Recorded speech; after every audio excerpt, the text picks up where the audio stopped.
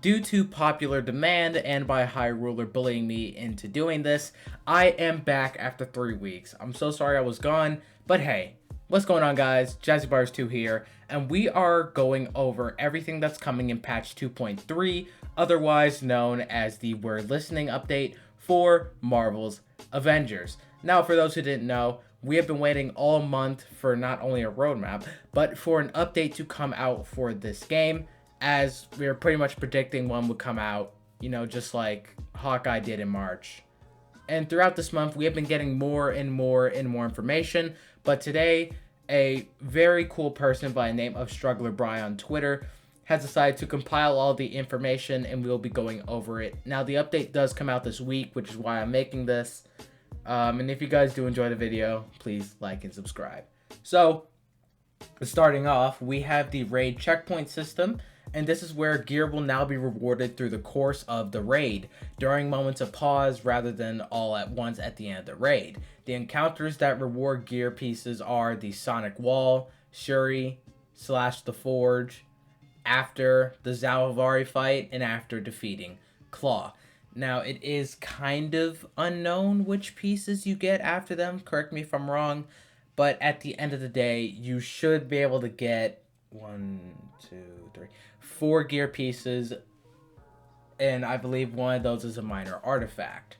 Next up, the Mega Hive is now hero bound, which means Mega Hives can be completed across all playable heroes and will reward gear based on that. So if you die as a hero in the Mega Hive, you could pretty much, like before, it was to a point where, okay, you can only do it with this hero now.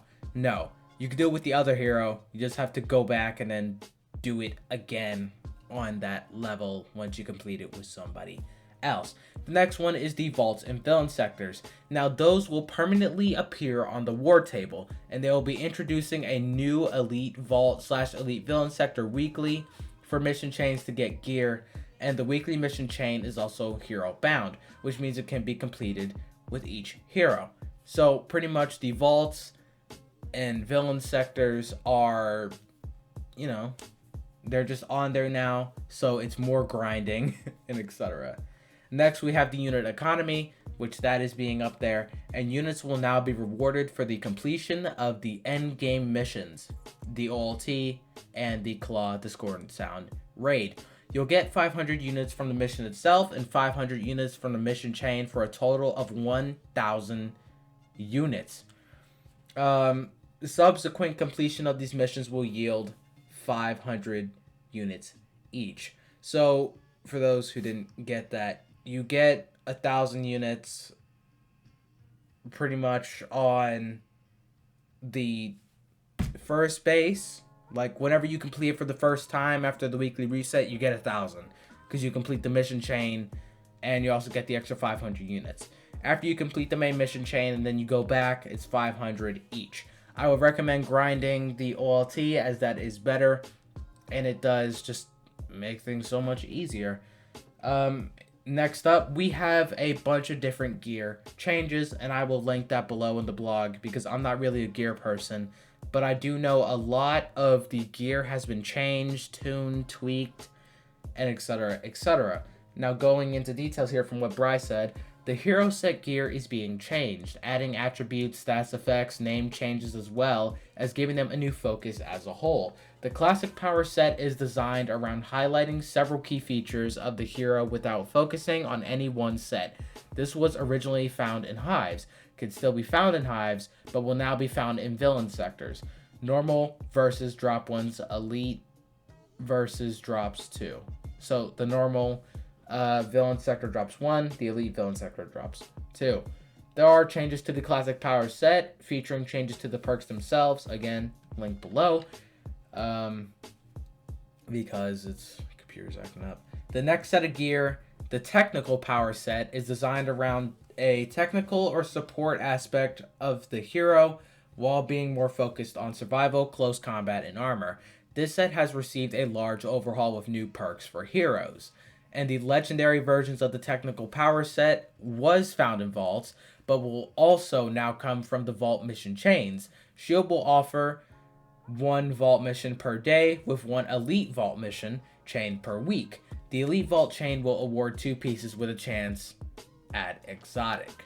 So pretty much, to recap all of that, there is a lot of gear changes and the vaults are getting an upgrade.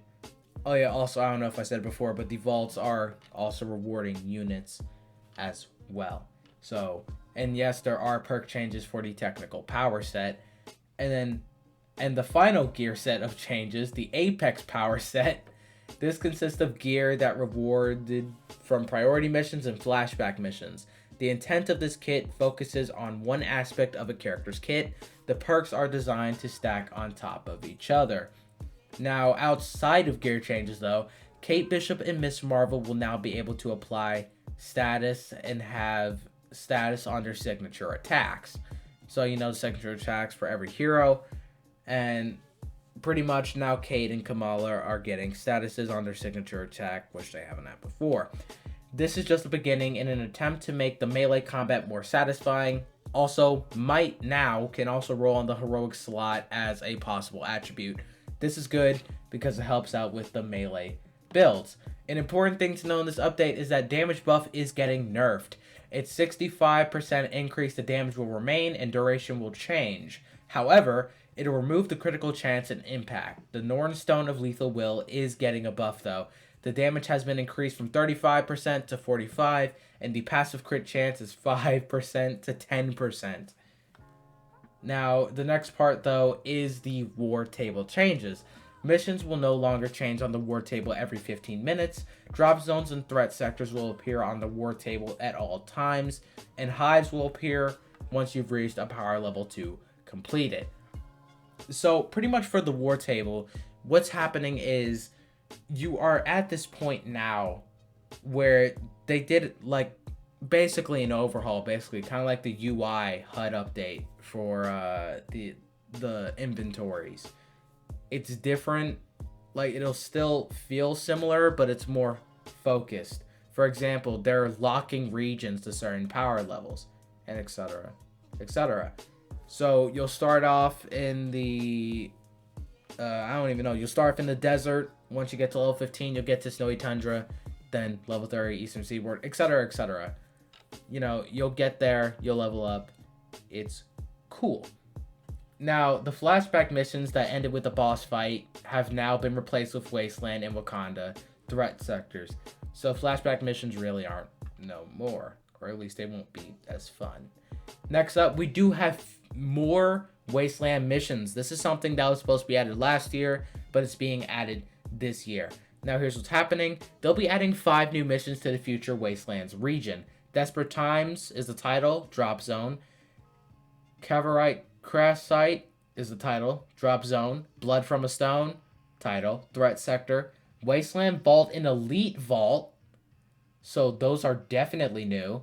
And Illusion of Truth and Unthinkable, that is a Taskmaster villain sector. So what's happening is Taskmaster is finally getting his boss fight that was cut from Future Imperfect. Now, for those who didn't know, Taskmaster is one of the toughest villains in Avengers because he doesn't die. As far as we know, we fought him so many times and he's still here. And what's happening now is we're finally getting that cut piece of content from Future Imperfect back. If it'll have story or not, who knows, but let's hope so. And finally, the main event, the one that you saw in the thumbnail, Nick Fury will be returning to the Quinjet and will now serve as a guide to newer players. He'll replace Jarvis and Maria Hill's narration in the beginning of the Avengers Initiative, during new tutorial videos, and in missions. So there will be a little bit of story, but we don't know how much. And then as for the onboarding reworks, there were a couple of titles and stuff that have been removed. Now, Reigning Supreme has been removed. That was a mission chain. Vault Onboarding has been removed. That was a mission chain. Hive Mind has been removed. Mission chain. The previous version of Cloning Around has been removed. I don't know what that was. And here is the mission and area unlocks I was talking about. So at level 10, you get the iconic Avengers missions. So it's just doing their own storylines. At level 20, you get to the shield protocols, which I'm pretty sure is the harm room. At level 20, you also get to do beating the odds, which was the Monica villain sector. At level 30, you get the Inhuman Sanctuary, which was a good mission. At level 130, you get to Last Avenger Standing, which, oh boy, you did not want to grind that. At level 130 again, you also get to do the Mega Hive. At level 140, you get to do the Omega level threat. And at level 150, you get to do the Discordant Sound Raid and the Elite Discordant Sound. Oh wait, no, at 160, you get to do the Elite Discordant Sound Raid. Sorry. So, and that is about it. It was a lot to go through. I'm sorry if I had to rush through it or if it sounded like I was rushing through it. It was definitely a lot. But hey, you know, I hope you guys enjoyed this video. There is a lot to go over. I will definitely link all the blogs and I will link Bry's post. If you guys have any questions, let me know.